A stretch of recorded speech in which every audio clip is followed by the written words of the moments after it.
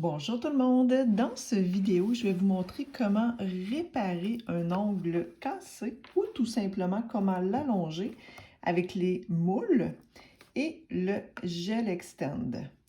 Donc, première chose à faire, c'est de donner une petite couche de réparateur sur le lit de l'ongle, ce que j'ai préalablement fait.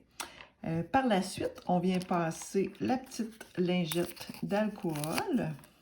Ça, c'est vraiment pour, c'est juste avant de faire l'application du gel externe, ça enlève toute trace de résidus, gras, poussière et tout ça. Donc, une fois que celui-ci est bien nettoyé, première chose, on vient appliquer une petite couche toute légère, toute mince du gel extend. Le gel extend, on n'a pas besoin de faire un petit ourlet là, à la base. On fait tout simplement l'appliquer comme ça ici. Parce que le petit ourlet à la base que je vous conseille de faire avec le vernis, lui, il sert tout simplement pour faire un beau contour. Donc là, on cuit un 45 secondes. Si on a la lampe de luxe, si jamais on a la petite lampe, on y va pour le 60 secondes. Les deux lampes fonctionnent très bien pour ça. Donc, entre chaque couche de gel extend, on n'a pas besoin de remettre de l'alcool, la petite lingette d'alcool en fait. Par contre, la dernière application, on va devoir le mettre si on veut que le produit arrête de coller. Sinon, il devient collant et reste collant aussi. Donc, on va préparer le petit moule. Donc, dans l'ensemble du petit moule, comme ça ici, on va les reprendre. On pourrait en faire plusieurs à la fois, étant donné qu'on a 5 moules, mais moi, je préfère y aller un à la fois. Donc là, vous voyez la longueur, OK? C'est vraiment le plus court que vous pouvez avoir pour l'allonger. S'il est plus court que ça, je ne vous le conseille pas parce que, en fait, c'est le support, c'est ce qui va servir de soutien à l'ongle. Fait que je vous conseille vraiment, vraiment qu'il soit au minimum, on parle de 6 mm, OK? Puis là, si vous regardez le moule de côté, il doit vraiment, vraiment, vraiment venir suivre l'arc naturel de l'ongle. Quand on le regarde sur le côté comme ça, là, il doit bien se tenir aussi. S'il est trop lousse, venez tout simplement resserrer les oreilles en dessous. S'il se déplace, on vient juste le rentrer. Puis, on peut jouer aussi avec la pince sur le dessus. Ce qui est important, c'est qu'on ait vraiment comme clairé l'ongle pour qu'on puisse venir faire l'application sans avoir de problème. Puis regardez là, le moule, il est vraiment en ligne droite avec mon ongle. Donc là, moi, je vais venir appliquer le produit. On revient toujours à la base pour faire l'application. Puis, on vient emporter une plus grande quantité au bout de l'ongle. Fait qu'une fois qu'on en a mis partout comme ça, ben, on peut venir comme ça faire tapoter si on veut avec le produit pour qu'il en mette vraiment plus épais. Parce qu'à partir de là, on n'a plus d'ongles. Fait qu'on veut vraiment remplir pour former un ongle. Puis, n'oubliez pas d'en mettre aussi sur le côté. De toute façon, on va venir limer pour tout simplement venir enlever si jamais on en a mis en surplus. Puis là, ce que je vous conseille en fait, c'est de toujours attendre un moment avant de cuire, puis de laisser l'ongle bien droit, parce que le produit se place. Si vous regardez ici, là, il est très bien placé, mais je veux quand même là, en remettre une petite quantité. Puis ça, on peut faire cuire en remettre d'autres, puis refaire cuire aussi, là. Mais souvent, du premier coup, vous devriez avoir déjà votre ongle. Ça devrait être suffisant, là. Mais n'hésitez pas de le travailler comme ça, en tapotant, puis en mettant un petit peu plus de vernis sur le bout. Comme ça ici. Puis, vous pouvez aussi travailler, parce qu'une fois que vous le laissez se placer, vous pouvez, avec le pinceau numéro 4, c'est un pinceau carré, en fait, on peut venir juste essuyer le côté comme ça. Parce que, veut pas, il s'est comme déposé du produit. Puis, ça va nous en faire moins assembler par la suite. Fait que là, moi, je me permets d'attendre encore quelques secondes avant de faire cuire. Je m'assure que mon moule est bien en place. Puis si on le regarde de côté, ben, on voit là, que la forme de l'ongle est belle et parfaite. Puis là, on vient toujours tasser notre produit d'à côté de la lampe. Puis lorsqu'on fait cuire, ben, on s'assure de conserver notre ongle droit. Puis, si vous n'êtes pas certaine, en fait, de trop en mettre ou de pas assez en mettre, c'est préférable de faire de petites couches, puis d'en ajouter un petit peu à la fois que d'en mettre trop. Puis d'un autre côté, ben, ça va très bien se sabler avec la lime. Fait que même si on ne l'a pas fait parfait du premier coup, il y a toujours possibilité de le travailler autant qu'on veut.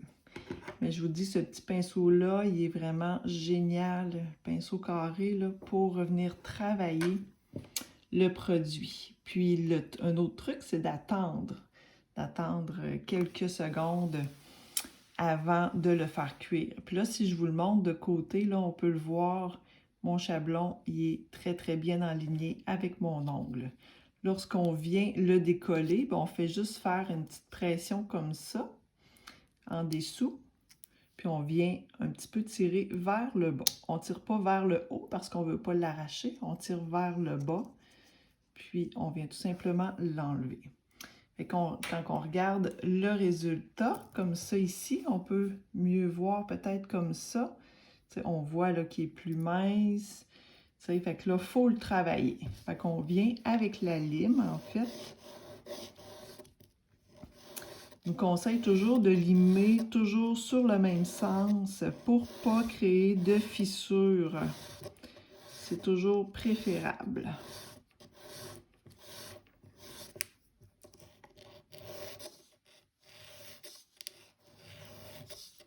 Cette vidéo est un petit peu plus longue, mais je veux vraiment que vous voyez toutes les étapes. Puis si jamais, comme là, moi je lime sur les deux côtés, là, comme vous pouvez voir, c'est plus rapide, c'est sûr, parce qu'on sauve beaucoup de temps à le faire. Fait que je le fais pour le petit vidéo. Mais il conseille vraiment comme d'y aller toujours sur le même sens.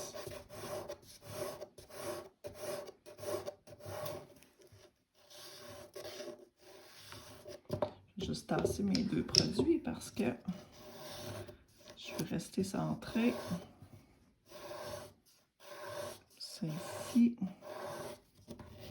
Fait que le produit, ça travaille très bien comme vous pouvez voir, là. Fait que le grain, c'est du 180 grains, la lime. Vous pourriez aussi utiliser le bloc. Si vous voudriez que ça sable un peu moins rapidement sur le bloc, là, on a plusieurs grains aussi. Donc, plus le chiffre est bas de la lime, plus le grain est fort. Donc, dites-vous, plus vous prenez un chiffre haut, ben moins ça va être intense comme sablage. On peut le voir comme ça ici. Puis, souvent, moi, j'ai pratiquement pas besoin de limer le dessus de l'ongle. Parce qu'étant donné qu'il se place tout seul, je pourrais le limer juste un petit peu, juste pour aider à l'adhérence par la suite du vernis sur l'ongle.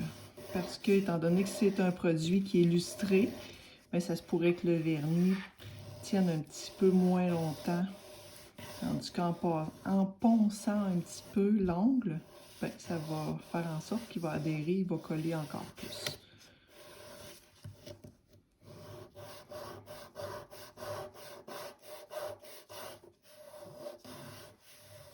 Comme ça, je vais vous montrer maintenant. Si on enlève un petit peu de poudre, comme ça ici, on va nettoyer. Puis ça, c'est vraiment la portière de ma porte qui a fait que j'ai cassé mon ongle.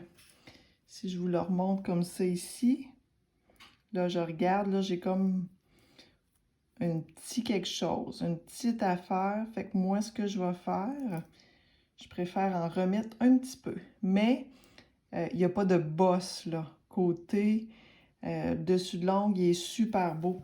Fait que la raison pourquoi j'en remets un petit peu, c'est que j'ai juste un petit vallon ici, là, que c'est un petit peu plus bas. Fait que à mes yeux, moi j'aime ça quand c'est parfait. Fait que j'y remets encore mon chablon. Je viens le replacer comme tantôt. Avec de l'alcool aussi, bien sûr, pour tout enlever les petites poussières. L'alcool sèche très rapidement. Donc, c'est le fun pour ça. Puis là, je m'en viens lui remettre une petite couche.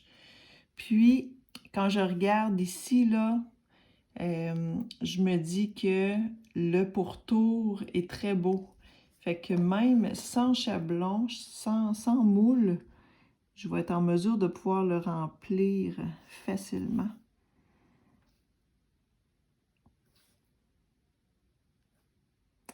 Comme ça ici. Puis là, ben, je peux me permettre, avec mon pinceau, de venir remplir la partie où est-ce que je trouvais qu'il en manquait un petit peu. Je pourrais aussi utiliser mon petit pinceau plat, numéro 4.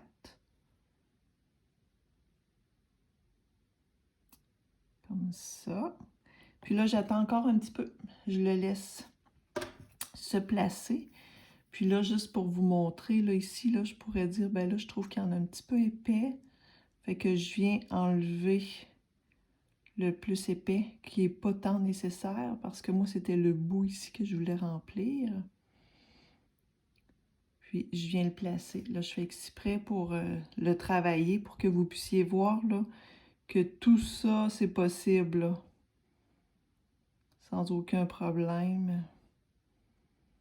On le travaille, on prend le temps.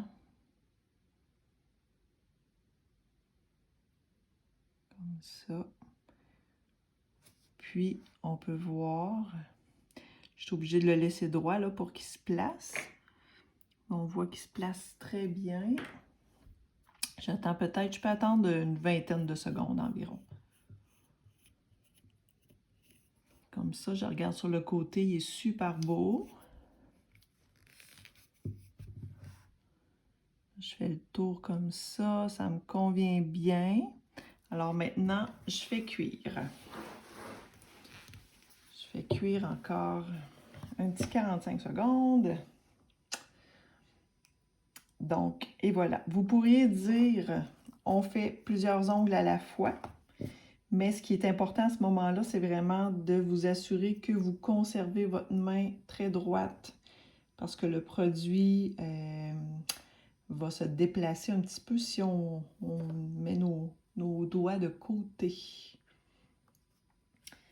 Fait que là, ma prochaine étape, ça va être de venir mettre un petit peu d'alcool à friction pour que le produit arrête d'être gommant. Ça, n'oubliez pas de le faire avant de limer, parce que sinon, vous allez beurrer votre petite lime. Comme ça ici. Puis, on le laisse sécher une petite minute. Puis là, je viens tout simplement juste finaliser mon ongle.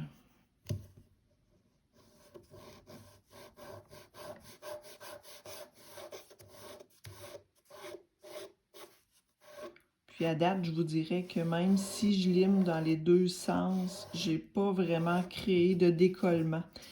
de fissures. Mais si jamais ça sera un problème pour vous, en fait, que le produit se casse, ben limez vraiment juste du même côté.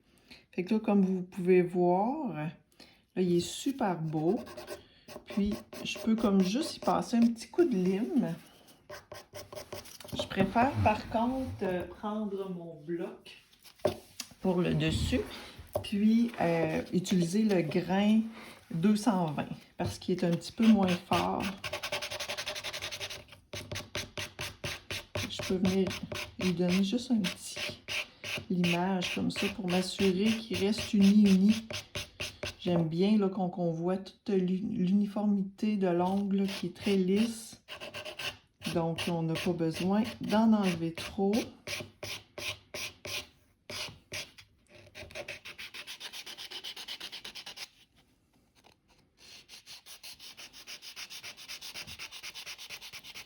En même temps, ça nous permet, quand on le fait blanchir un petit peu, ça nous permet de voir si est tout à notre goût. Puis je vous dirais, souvent, là, vous allez avoir peut-être des parties un petit peu plus hautes ici, là. Venez les enlever, là, pour pas que ça vous fasse un ongle en forme, une forme qu'on veut pas avoir, là. Ce qui est important, c'est de donner la même forme, en fait, que nos autres ongles.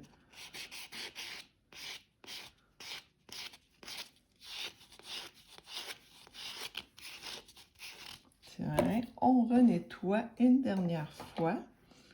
Puis là, mon ongle, il est prêt. C'est pas merveilleux, mais je veux quand même vous montrer avec l'application du vernis pour que vous puissiez voir.